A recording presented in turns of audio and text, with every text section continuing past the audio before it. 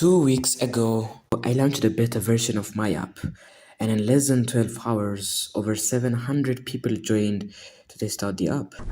Maqaan koo Sanyii Dirribaan jedhama. Barataa kutaa 11dha. Akkasumas immoo software developer barachaa jira.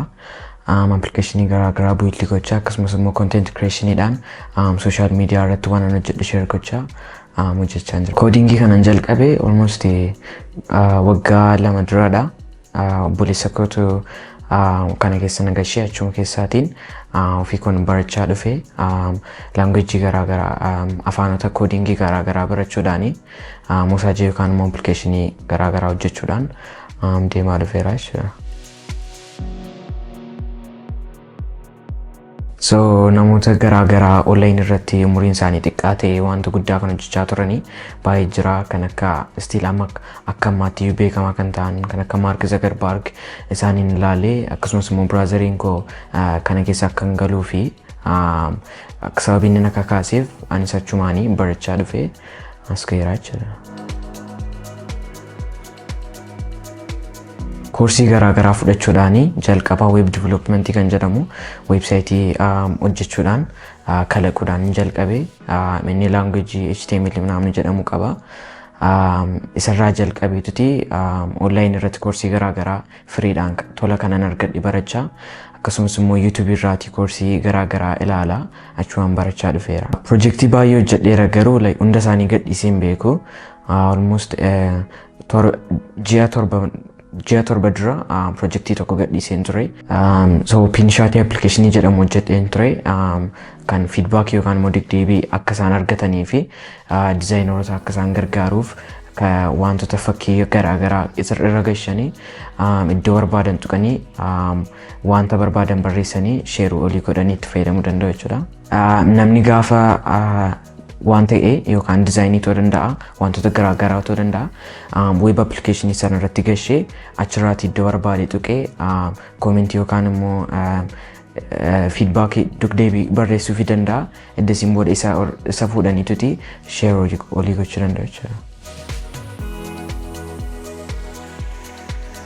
So jalqaba mosaajii yookaan mosaajii ta'uu dhiisuu danda'a garuu applicationii ta'uu dhiisuu danda'a. Jalqaba kanan hojjedhe kaampaanii wayii found goonee kaampaanii wayii jalqabnee turre Goto Code jedhama. So yeroo baay'ee gaafanii wanta kana coding yookaan immoo mosaajii kana hojjechuu jalqabe wantani baay'ee rakkachaa ture tokko addunyaa kanarra wanta jiranii projektii garaagaraa argadhee hojjechuudhaan waanuma sana immoo certificate itti fudhachuun baay'ee na rakkisaa ture.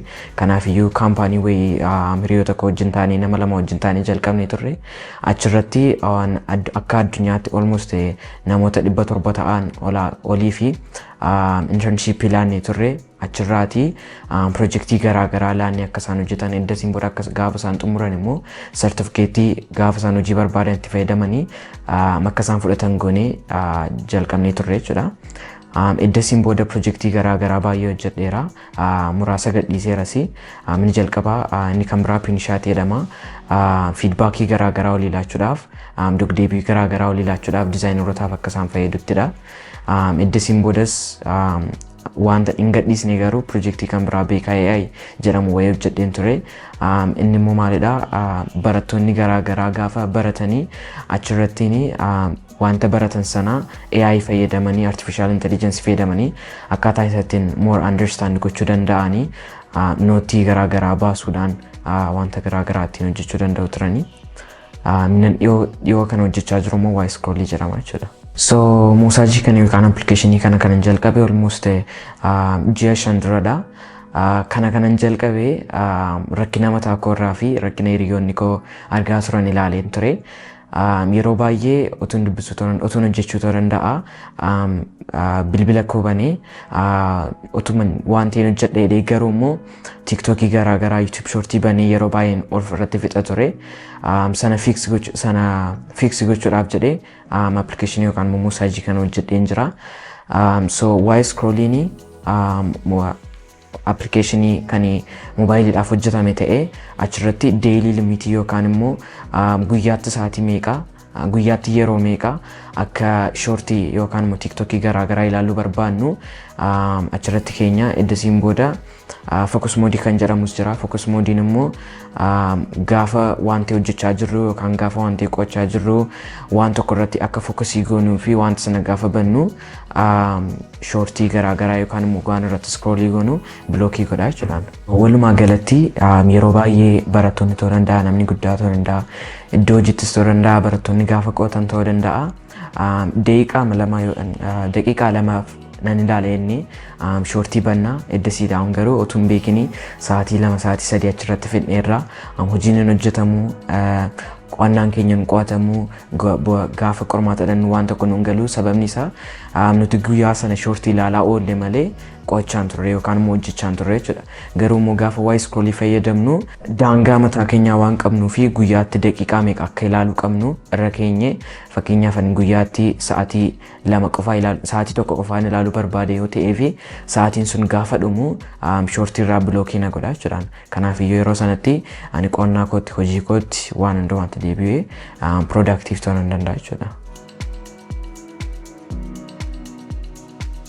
Applicationii kana yookaan musaajii kana hojjechuun xiqqoo bu'aa baay'ee qaba ture. Anaa fi akkasuma jalqaba wanta sana barachaa mana hojjedhe waan ta'eef experience waggaa 10 qabaadhee miti. Garuu immoo wantuma sana barachaan hojjedhe akkamitti waan tokko akka hojjechuu danda'anii musaajii sana koodii isaa akkamitti akka barreessuu danda'anii processii masaa keessan barachaa hojjedhe waan ta'eef wanta baay'ee na qunname jira. Iddoo teettiyyuu almost ji'a 3 dura wanta sana iddan hojjechuu jalqabeeti. Iddoon itti hojjechuu dide jira. Innillee waan natti cimee fi ammani ji'a tokko ta'uu fi dhiisee wanta sanarra deebi'ee sirriitti hubadhee wanta sanarratti deebi'ee sirriitti baradhee gaafa deebi'ee dhufe immoo wantichi na hojjeteera jechuudha. Kanaafiyyuu musaajii gaafa hojjetamu yookaan appilikeeshiniin gaafa hojjetamu diiveloperiin tokko rakkoo baay'ee keessa seenuu danda'a. Isa garuu piroosesiima keessa barachaa fiiksi gochaa deemu jechuudha.